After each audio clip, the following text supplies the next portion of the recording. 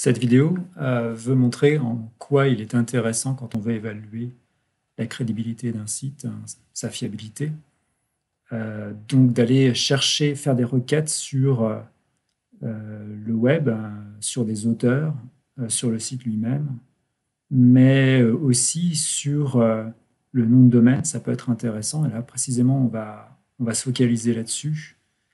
Alors tout ce qui suit, en fait, je me suis inspiré d'un rapport d'une agence européenne qui travaille sur la désinformation, Disinformation Lab, et aussi de l'article de Next Impact qui donc en fait le résumé. Ici, nous sommes en présence d'un site web, pour l'instant que nous ne connaissons pas, Observateur Continental, et notamment sur une page web qui est un article où un certain Francis Boyle indique que le Covid-19 est une arme biologique parfaite. L'article a été rédigé par Olivier Renaud. Sa date n'est pas connue. Il faut pour cela faire une recherche dans le site, c'est le plus simple, pour retrouver la page à l'origine de cet article. Donc si je cherche avec Boyle, par exemple. Voilà, ici donc j'ai l'actualité qui date du 2 février 2020. Donc le billet date de cette date-là. Ça permet de situer en fait dans le contexte de la pandémie cette information. Cet article d'Olivier Renaud reprend à son compte la thèse du professeur Francis Boyle qui est largement citée. On aurait donc intérêt à savoir qui sont et Olivier Renaud et Francis Boyle. Pour commencer par le premier, on va faire une recherche sur le web en la rapportant au contexte.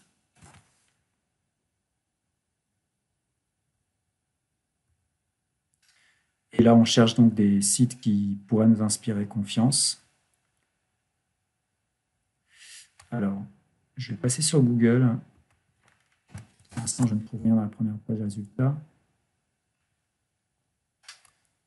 Voilà, par exemple, ici, Google me propose comme premier résultat donc un article du Monde, le coronavirus, arme biologique, le vrai du faux d'une vidéo virale. Donc, c'est une vidéo du professeur Francis A. Anthony Boyle. Et donc là, l'article indique ce qui est considéré comme vrai à l'heure actuelle et ce qui est là, allégué de manière, comment dire, tendancieuse, ou ce qui n'est pas du tout ce qui est allégué sans preuve, en fait. Par ailleurs, Le Monde explique que Francis Boyle, qui est un ancien professeur de droit international, qui n'est pas spécialisé en biologie ni en virologie, nourrit régulièrement sur sa chaîne YouTube des théories qu'on va dire complotistes ou à caractère anxiogène et catastrophiste. Donc un certain nombre de ces théories d'ailleurs sont connectées par l'idée qu'il y a un deep state qui entrave l'action du 45e président des États-Unis, c'est-à-dire Donald Trump. Ça, c'est en fait des mythes qu'on trouve très souvent relayés dans la complosphère trumpiste, on va dire. Voilà, on peut faire la même chose avec Olivier Renaud. C'est un prénom et un nom assez commun, donc je vais préciser qu'il s'agit d'un journaliste, et on verra bien. Voilà, et donc là je tombe sur un blog personnel, Olivier Renaud journaliste, donc Olivier Renaud se présente à nous.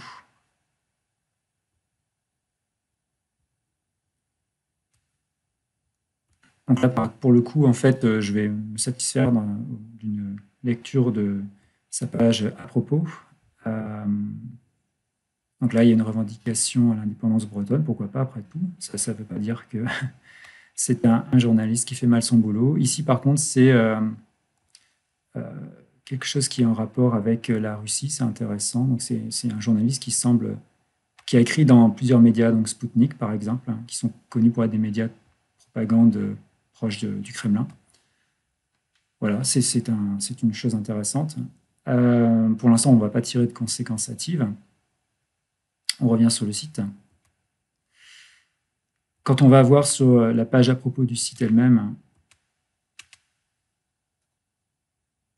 donc là, il est dit que c'est un portail pour lecteurs francophones, évidemment, qui a vocation à diffuser des informations pertinentes sur les activités d'un organisme de coopération de Shanghai, sur le groupe des BRICS, donc des nouveaux pays émergents. Et puis, il est question d'un grand partenariat eurasien entre Union économique eurasiatique, on ne sait pas trop ce que c'est, enfin moi je ne sais pas en tout cas, et puis d'autres pays, donc l'Inde, etc. Donc là, il fait référence au continent eurasien. Bon, ça ne me dit pas en tout cas qui est derrière ce site, ça c'est sûr.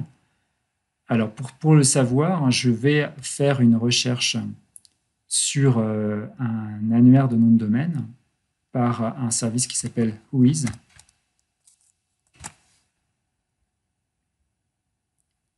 Et là, je vais entrer le nom de domaine de mon site, observateurcontinental.fr.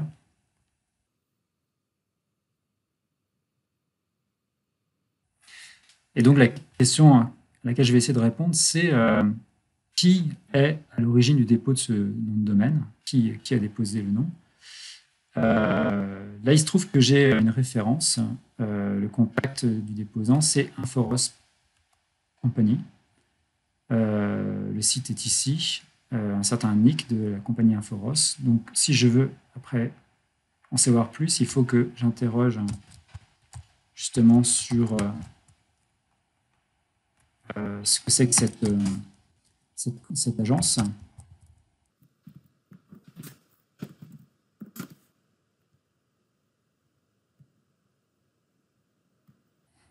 Et donc là, je tombe sur un document qui mentionne, alors c'est un document d'un site européen. J'ai préféré utiliser un site européen qu'un site américain en partant du principe que les sites américains, certains voient de la propagande russe partout. Bon, avec les sites européens, peut-être que j'aurai de l'information plus nuancée.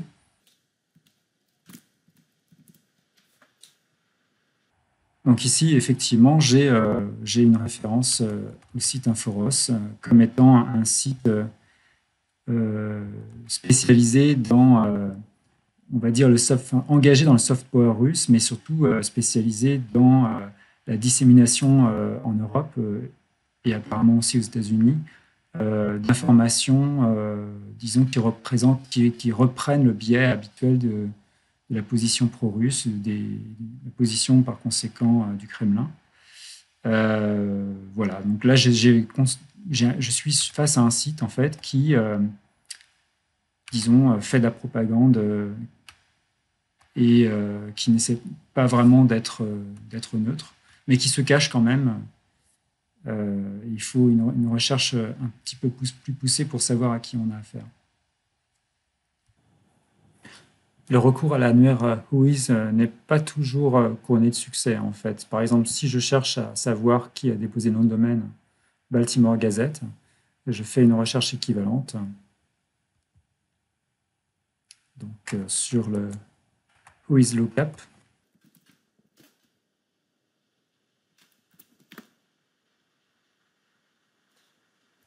Cette fois-ci, je vais avoir comme réponse, le déposant, c'est Domains by Proxy.